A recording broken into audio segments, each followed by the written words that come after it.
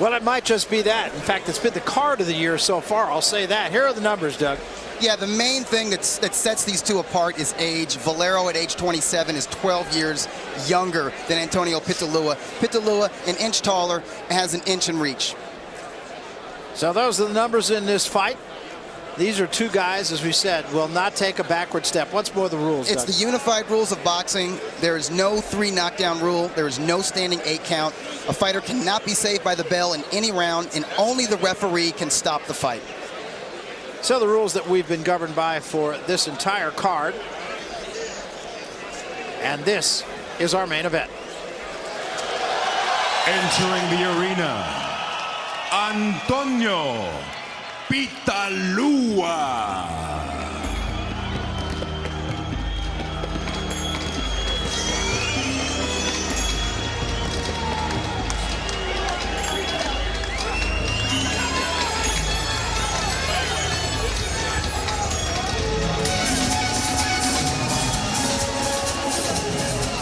You know, Pitalua is coming into this fight on a 14-bout knockout streak.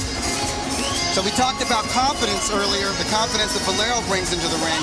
He's bringing the confidence that comes from that kind of a win streak in boxing. What I can't imagine, Doug, that he's not going to think that he can't get a knockout now. I think he's going to try early. I think it's going to be a shootout for the first couple of rounds. He says he tries for KOs.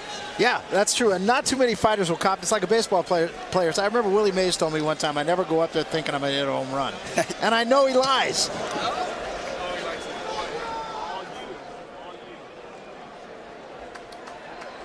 His opponent, Edwin Valero.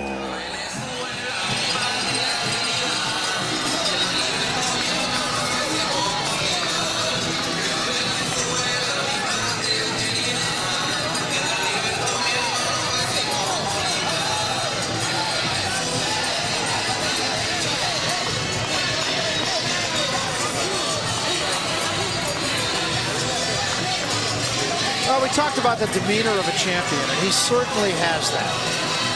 He has the poise, even with his family coming in to the fight, Doug, as in the arena. I mean, he's very relaxed. He has that veteran type of mentality. He knows what he has to do, and he's sort of carrying that, or he is carrying that in his demeanor all through the fights, even talking to him. You know what? He was like that before he ever won his first world title. He was like that when he was an 8-0 or 10-0 prospect. It's because he works so hard. He feels he deserves the victory.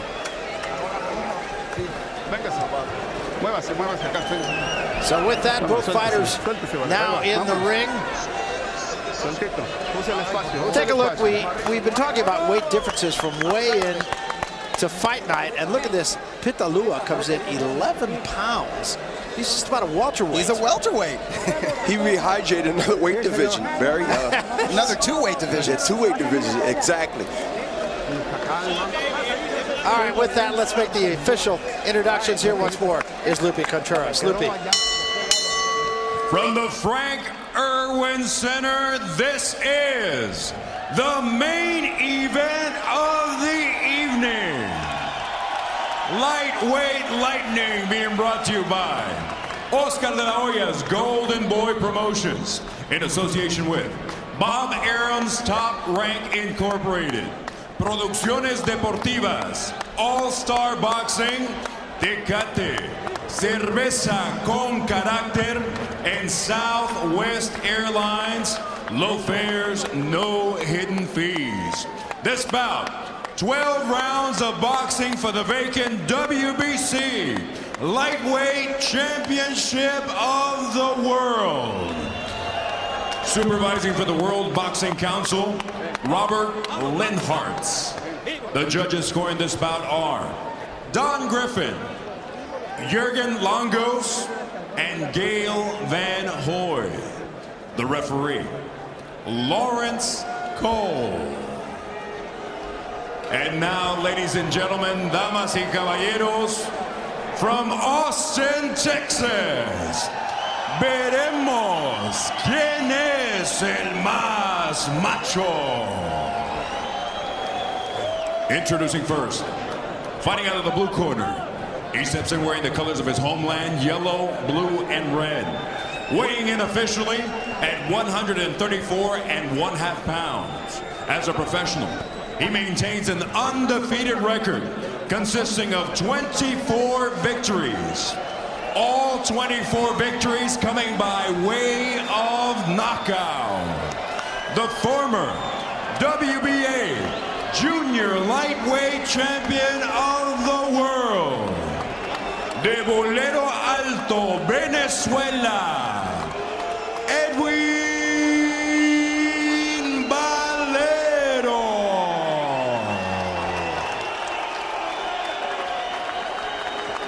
His opponent across the ring in the red corner. He steps in wearing blue, trimmed in gold and red. Weighing in officially at 135 pounds.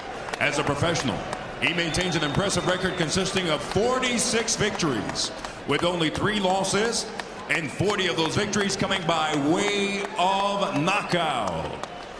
De Montería, Colombia, and fighting out of la Ciudad de Mexico, DF, Antonio Pitalua.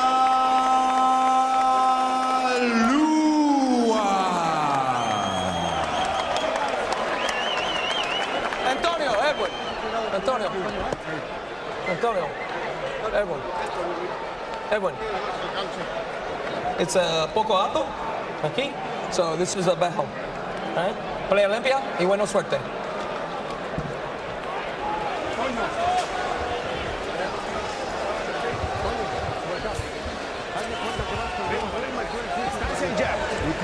Y salga cuando suena la campana, sale para lado. Manténgase a su lado todo el tiempo. So we are set to go with this 12-round WBC Lightweight Championship fight.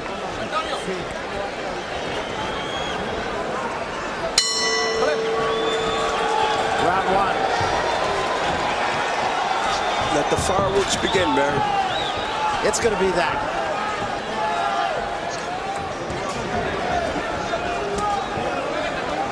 A lot of tension right now. Valero with trunks the color of the Venezuelan flag. I mean, both of these guys are giving each other stares. If they can throw punches, boy, trust me, both of them be knocked down right now. But, you know, this is going to heat up real quick. The fans in for a big, big treat tonight. Valero likes to go to the body with a straight left. He has to be careful and tuck his chin as he does so. I'll notice that, Doug. His chin straight up in the air. He's sort of, you know, he's there to get. But he lands with a lot of power with that left to the body. He likes to follow it with a right hook. 3-punch combination, now 4 punches unanswered by Pitalua. A lot of those punches Barry did miss, but it looked good. There was a jab to the midsection from Valero. That I haven't seen from him. I like that we're actually seeing jabs from Valero, because in a lot of his previous contests, he just rushed out looking with, loading up right hooks and left crosses. I tell you, Pitalua is allowing Valero to get into punching range. You know what, Barry? Maybe he wants him to get a little over-aggressive, because Valero's chin is up in the air. It's not tucked. Exactly. You know, Doug, you know, in the smaller weight divisions, they fight with 8 ounces. Right. And 8-ounce gloves, for those who don't know out there, 8-ounce gloves is really a painful punch, painful gloves to get hit with. I mean, these guys are quick, they're fast, the big little man, I call them. Valero is fighting from a distance and fighting effectively. He landed a nice straight left a moment ago. And so far has not allowed Pitalua to get off at all. Edwin and Anton, they both understand that they cannot make a mistake here. It seems you get that feeling that they don't want to waste any ammunition. Yeah, well, they're like anyone else. They can look at the record and see how many knockout each other has, you know. And I'm sure it's not often in their career that they fight someone who has a high knockout percentage like they have.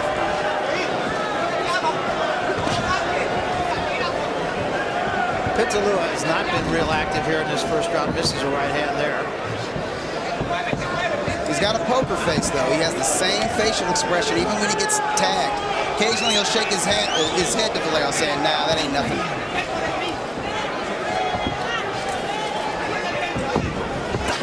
Valero's there to react to anything, or at least it looks like anything that Antonio tried to do. radar. He got that. He got hit with a big right hand. He just got hit with the right hand. That's right. Sure did.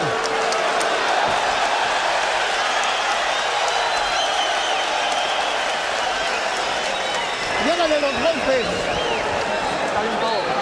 Tranquilito. Siéntate, siéntate, siéntate. Siéntate. Sit down. Mira. Tranquilo. Be real calm, tranquilo. Be real calm. Very Mira, tranquil. izquierda muy a los pendejos no llega. Hey, throw that left hand and throw the chest. Throw the chest and come across with the right hand to the chin. To the chin. Okay, now don't forget the left hand on the jaw, okay? Se puede hasta de. So, hey, we can do it. We can do it. Hey, that will work. We can do it. Throw that left. Throw that left. Siga trabajando así. Es cuestión de tiempo nada más. Keep on working like that. It's just a matter of time. Just a matter of time. A little at a time. Just a matter of time. Hey, don't stand too straight up though, okay? And watch that chin, okay? Not too straight up. Okay, let's go. A trabajar, Valero, okay? Well, saying exactly what you guys were pointing out. Be careful of that chin. Well, Doug pointed out earlier, and he's right. I mean, his chin, Edwin chin is straight up in the air. And let's see if he listens to his corner. And right hand, short right hand, knocks Pitalua right on his back, and he's in trouble. Those legs are He's in big trouble. This fight may not go much further. He's got so much heart and so much pride. Look at him. Oh, I'm okay. I'm okay. It will not take much. He's about to go again. Valero just in, trying to finish him off, and down he goes. And he bounces up maybe a little too soon. And his legs are still shot. He's talking to Lawrence Cole, saying, hey, I'm all good, man. I'm all good. I don't think he is. A long way to go in this round. Pitalua in retreat. About 7 unanswered punches, and that's it. It's over just like that.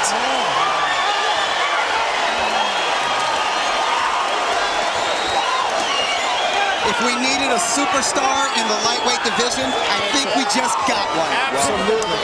That first punch was devastating. That's making a statement. That's how you do it. And I tell you what, this man has not been stopped since 1995. And I think that was a technical stoppage. Well, that is a huge victory for Edwin Valero. And needless to say, it disheartened Antonio Pitalua. That first punch, just a short, I believe it was a short right hand. I thought it might have been a counter left. Could have been. We'll find out. Could have been. I know it was short. And fast. Yeah, fast. We said fireworks, Barry. We anticipated it, but I never thought we won't see at least three rounds. No, that's absolutely true. And wow.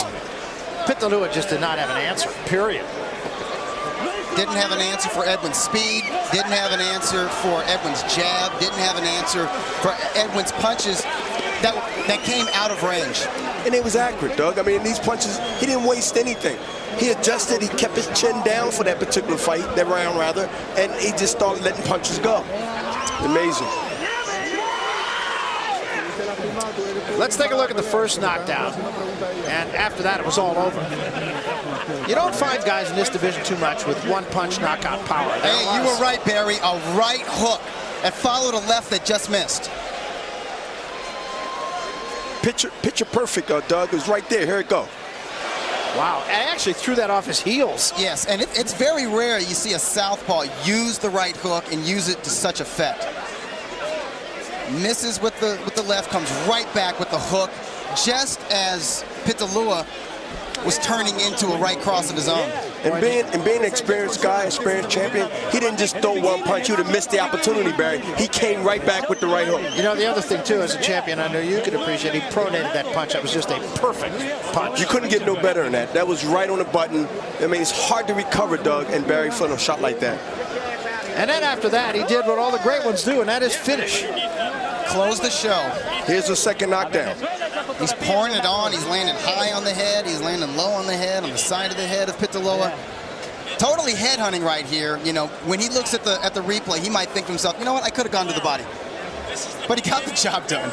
I'll say he did. What can you say? Both hands, this is what people want to see. When a guy gets a knockdown, they want to see him swarm the hurt opponent.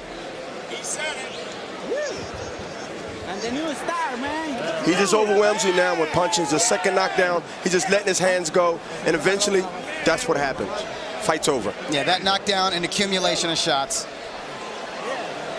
Straight Big punches, lefts, yeah. straight punches, straight Big down left the mouth. hooks landing on the side of the face of Pitalua. And he's very smart. Edwin knew that the referee was nearby. He knew that if he continued to throw punches, that the referee was going to come in and stop the fight. He was talking to him while he was throwing those punches, too. I don't think Pitalua was listening, though. No, I don't think he could. I think that's right. You know, the thing that strikes me, there was so much power in that first knockdown, that short right hook, that he didn't. That was not. It was a picture-perfect punch. He never recovered. He threw it off his back foot. Backing up. Yeah. He let him come to him, and he sort of tricked him into thinking he was going backwards. Exactly. And he threw the right hook right on the button. I'll tell you what. This is a name to tuck away. Edwin Valero. I think you're going to be hearing it for a long time in this sport. Let's go up to Olympic Contreras. We'll make it official. Ladies and gentlemen, referee Lawrence Cole brings this bout to an end with an official time of 49 seconds. Of the second round, your winner by way of technical knockout and the new WBC lightweight champion of the world, Edwin Valero.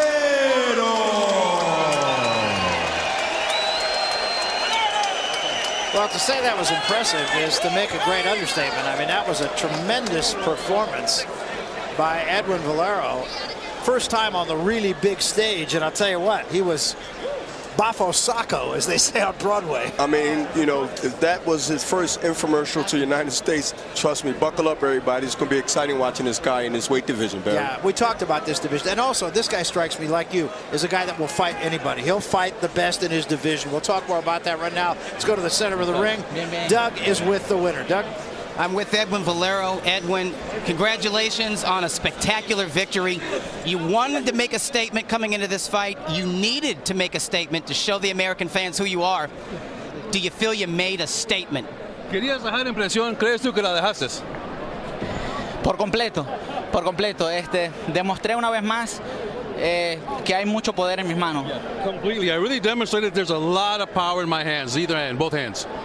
Pitalua came in here on a 14-fight win streak. He's always tough. Did you think that you could take him out this early? Pitalua vino con 14 victorias consecutivas. ¿Crees tú que lo podías separar así tan fácil? Yo una vez en las conferencias de prensa dije, en cuanto cometa un error y conecte un golpe sólido, Pitalua se cae. Y quien sea se cae, no solamente. I said in the press conference, as soon as he made a mistake and I could land one good punch, he would go. And not only him, but anybody. So you did that to Pitalua. You feel that you can do that to the best fighters in the lightweight division? ¿Crees tú que puedes hacer eso con los demás en la división, los mejores? Si conecto un golpe, por supuesto que lo haría. Con igual. Exactamente igual.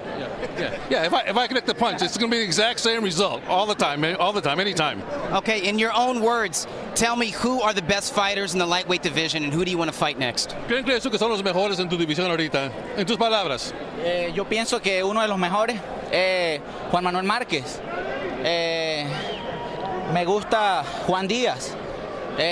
Son uno de los mejorcitos que están por ahí, aunque haya perdido Díaz. Pero Juan Manuel Márquez, pienso que el de la categoría ligero, el mejorcito es él. Yeah, those guys he just mentioned, but he thinks that of all those guys, Marquez probably is a little bit better than the others. Well, Juan Manuel Marquez is the champion. You just won a world title. Do you want to defend your title against somebody like Diaz or another contender, or would you like to go straight to the champion, Juan Manuel Marquez? ¿Quieres defender tu título con otros o quieres Manuel Márquez ya rápido? Bueno, ya eso sería cuestión, si por mí fuera, a mí me gustaría, pero ya sería cuestión de que mi promotor Aaron se siente a hablar con la promotora del Golden Boy y lleguen a un acuerdo, ¿no? Yeah, if it was up to me, yes, I would do it, but it's really not. It's up to Bob Arum and Golden Boy to see whether they can make it happen.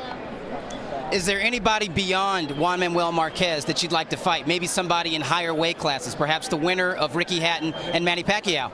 ¿Alguien después de Márquez en una división un poco más pesada que quisieras tú pelear? Bueno, si a mí algún peleador de las 140 libras de renombre como Pacquiao o Hatton me dan la oportunidad, yo estaría dispuesto a subir de categoría solamente por pelear con uno de ellos y regresaría otra vez con mi campeonato del CMB. Yeah, he should be happy to fight one of those guys, go up to 140 pounds, fight them, and then come back to his 135 pounds. All right, my last question. Do you feel that you can be as powerful in the higher weight classes as you prove you are tonight in the lightweight division? ¿Crees tú una división más pesada, más alta, que puedes tú tener el mismo poder que tienes ahorita en tus manos? Pienso que en 140 yo puedo tener el mismo poder y la misma velocidad, por supuesto. Sería, yo pienso que mucho más rápido que ellos. Yeah, at 140 I can hit just as hard and I can be just as fast. I think I'm much faster than those guys. Well, I tell you what, Valero, congratulations again. We're going to enjoy watching you in the lightweight division and many divisions to come. Back to you, Barry. All right, thanks very much, Doug. Well, the simple fact is, and I think, Bernard, you'll probably agree with this, every now and then in a sport of boxing, you see somebody come along and you say, that's a guy that's got the goods. I remember feeling that way about Manny Pacquiao, and of course, he does have the goods. I feel that way about this guy. He has the goods. He showed it. He executed. He came in there. He said what he was going to do, and Barry, he did it. You know, that's making a statement in boxing, especially in today's world. There's that old adage that great fights make great fighters, and the one thing about the lightweight division, there's a lot of great fights to be had out there. I see Marquez. I see a lot of great talent. It's a crowded division. It's an exciting division. I mean, who needs the heavyweights right now? We got these little guys, and they're going to continue to keep making good matches. And look, I'm looking for an exciting year. Well, I think this guy, Valero, the guy that we saw tonight, he is a terrific fighter, and I still think, quite honestly, there's a little room for improvement there. There's no telling how good this guy might be. Oh, absolutely. I mean, you keep knocking gals out like that within 5. There's always room for improvement. But, you know, that cannot be anything but a good training, good coaching. And guess what? He's going to get more confidence as he goes, and it's going to be more dangerous for anybody to beat this guy. Well, you know, more often than not, and I'll turn our attention here for a moment to Doug Fisher, more often than not, a card is not as advertised. A card does not come and go and you say, boy, that was just terrific. My comment after this, that was just terrific. That was a terrific card, and what was awesome about it were the surprises. I don't think anybody expected Vicente Escobedo to fight in the manner in which he did. If you thought there was going to be maybe a fight that was more of a boxing match than a fight, you thought it was Escobedo Hernandez. And I don't think anyone was expecting Rolando Reyes to win in the fashion that he did. Maybe he could outbox Julio Diaz, but knock him out in that fashion and put him on the deck as many times as he did and fight with that kind of fire. There were surprises, and there are now new faces, new blood in the lightweight division. Absolutely. I want to get, before we look back on the night, which we will do, and some of those fights that you just talked about, I want to get your impressions of Valero. I mean, we were talking a little bit earlier just before you got here about the fact that every now and then somebody comes along and you just kind of open your eyes and say, wow, this guy is the real deal. That's the way I feel about him. That's the way I felt about Edwin Valero since I first saw him train back in 2003. I met this guy when he was an 8-0 prospect, and he just had the look, he had the act, he behaves like a champion outside of the ring and inside of the ring. But you know what? Boxing can be a negative sport, and sometimes there's a lot of skepticism out there, and you start to doubt, like, is this guy as good as I thought he was? And it takes it's the real stars, the real champions, who prove the hype. They back up what you think might be of them, and